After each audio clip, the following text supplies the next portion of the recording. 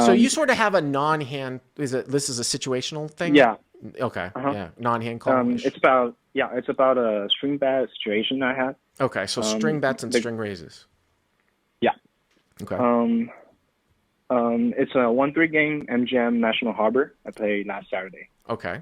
and there's a little background. I think it will be relevant, and no need to take the notes for the hands. It's on the river. There's one liner to a straight. Okay. So if you have a five, you'll have a straight.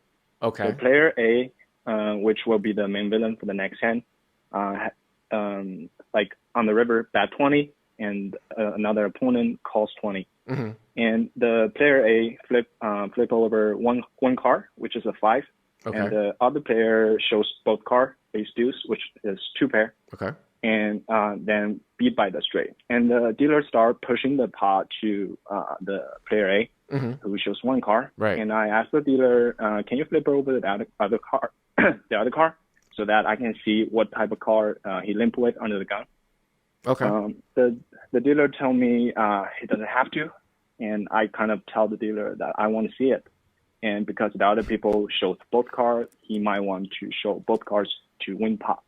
And the dealer is not happy about it. So Alan, let Yeah. me just say. So no, you've described this correctly, but now with these stories, I'm always going to have to like preface that I don't know, we don't know exactly what happened, but that would be again probably unbelievable. I've never heard of yes, you need to show both cards.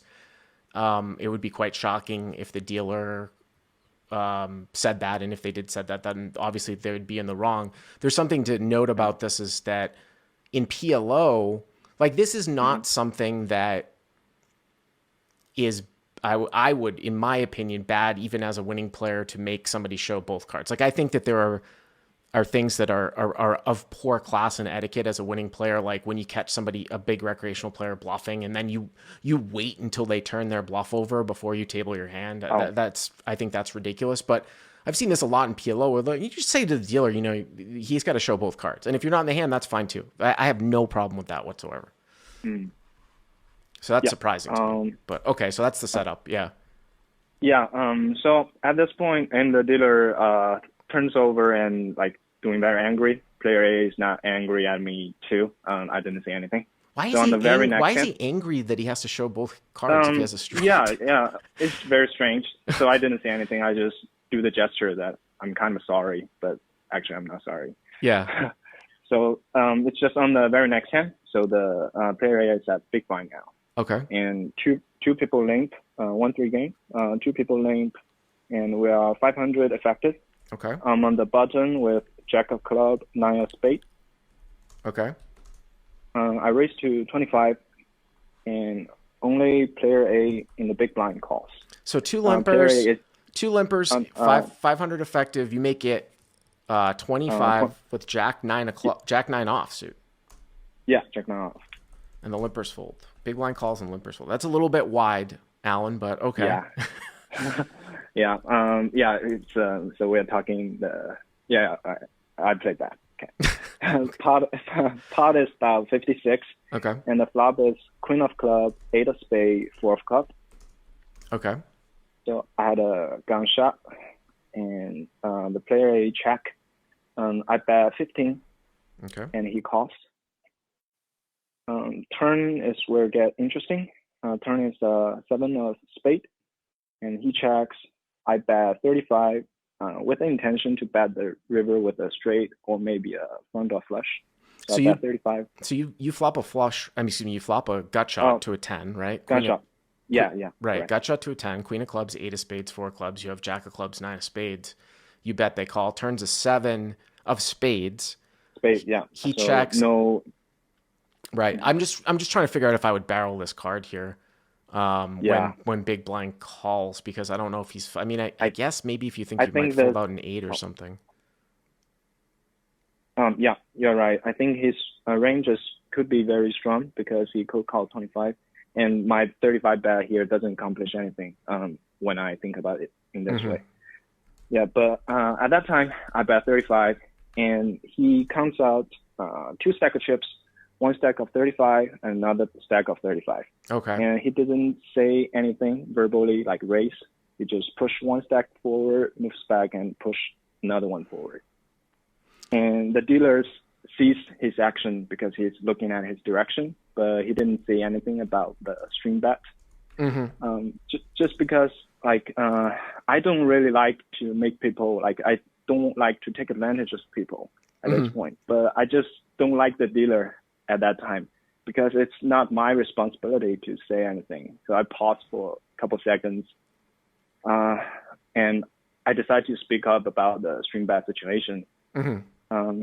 Just because it will benefit me a lot. If I just call the string bet, I will have a free card to the river to see if I can hit my straight. Okay, so there's a couple things going on here. Number one, I don't know how it is at MGM National Harbor, but where I played in California, actually, the players had to call the string bets. And sometimes the dealer would give you a weird look. For example, if somebody obviously did do a string bet and they just sort of looked at you. Like it was like when I used to umpire when I was younger. I used to umpire Little League, and I would see kids miss the bases all the time. One kid hit a home run, and he clearly missed home plate. And I looked at the other coach. I'm like, "Are you going to appeal this?" And he didn't. So it's the dealer, but they always say, "Oh, the player has to call it," right? So maybe it works differently in MGM.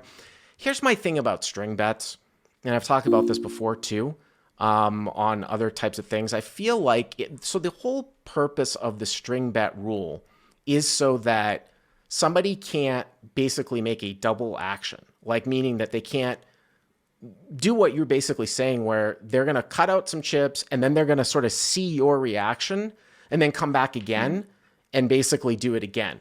The problem that I have with it, and I actually talked to a buddy of mine that used to be a pretty high up around LA casinos, and he said it's sort of hard to have this stance that I have. The problem that I have with it is I really do feel that upwards of 90% of string bets are accidental by the player, and they are just called by the opposite player to get an advantage. I don't know if you would want to say necessarily a quasi-angle. What you're describing is fairly egregious, though, in the sense that that is something that's not even close.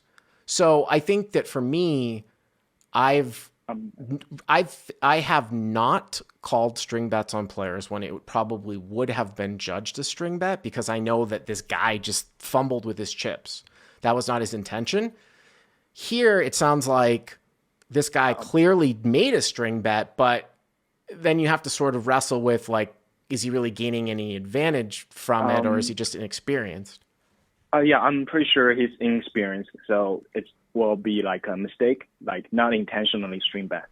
So it's just more on my side. So do I want to call it out? Because I pay my price a lot of times before when I just play, one chip raise does not count as raise, or one chip raise then say raise does not count as raise. That kind of thing. Right. Yeah. If it's a friendly home game, I would never call it an extreme bet. Sure. I would definitely tell my friends that they shouldn't do that in the casino because it will give other player the advantage here. For example, here, if I have the top set, I wouldn't say anything. Right. Just because. So you almost feel like you almost feel like you yourself have the free roll. You can decide whether or not whether or not you're going to call it out or not. I was actually talking to a guy that I know. He's actually a buddy of mine. And I was just I have problems handling chips. I've talked about this a little bit with this thing called dysgraphia, where I almost have to verbally call out all the chips, especially if I'm playing in a tournament where I'm not familiar with the chips. There's just something in my brain that I can't, whether it's counting someone's stack, I always misclick. It has to do with this sort of signal problem. And that's why I can barely handwrite nowadays too. I always get my wife to fill out forms. But this guy was so into knowing exactly what was going on that he had top set in a situation where he was out of position and he got a guy to bet. And he had the nuts with top set.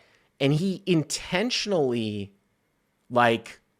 raised an amount, like the bet was like 700, right? And he intentionally like raised an amount that would cause like a lot of confusion. Like he put out like a 1K chip and a 100 chip. So if you were to just put out a 1K chip, it would just be a call, right? But because he used the oversized chip and an additional chip, is it over halfway because it was 400? And then of course, like that's confuses or maybe the bet was, it was something right on the threshold, right? First of all, I wouldn't do that, number one. And I would actually not be coordinated enough to do that. But I think what you're saying is interesting. And you say you were pissed at the dealer. What? God, these things are, I mean, it's just one of these things where, for me, if you're asking for me, first of all, you can call a string bet. You can certainly call a string bet. It's so egregious, right? Would I call a string bet in that situation? If you felt like the casino, the dealer calls the string bets, it's their responsibility to call the string bets, and the dealer was just trying to like fuck you because you complained about the previous hand, I'd call a string bet. Screw that guy. I found out later that the dealer is mad at me because I called the string bet and the dealer said, I didn't see anything. And do you guys see anything? Asking other people. Oh, this guy's being a jackass. Then I kind of threatened her that. You threatened her? No, I threatened her I will call the floor. Oh, okay. Maybe see the table or anything. Okay. And you want to preface that okay. after when you say threatened. Yeah. Okay. Yeah, we've dealt with some parking lot issues recently. But you said you were going to call the floor. Okay. Yeah. Yep. Then she just threw back the 35 to player A and say, okay, it's a string bet, and then deal the river, and without asking anyone. So she knows it's a string bet if I call the floor with it, and she doesn't want the floor to come.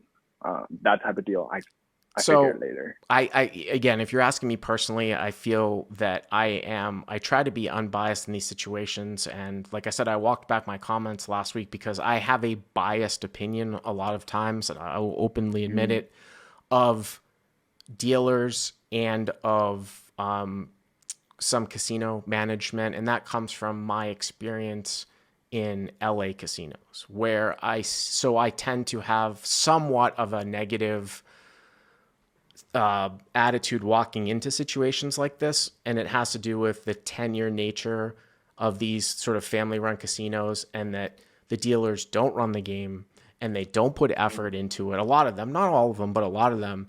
And I've gone to home games where they hire, these like model type girls off the street, and they're better dealers in a few weeks than somebody who's been dealing for 20 years, because the person that puts 20 years into it hasn't put any effort into it. So I feel like if I was in your situation and then MGM, it was up to the dealers to call the string raises, I would probably do it because I'm pissed at the dealer. So I don't think that you did anything wrong. In general, I don't call many string raises on people, but it doesn't seem like you're rooted in getting the other guy. Yeah, I was super polite. So what did you do? Did you called the string raise?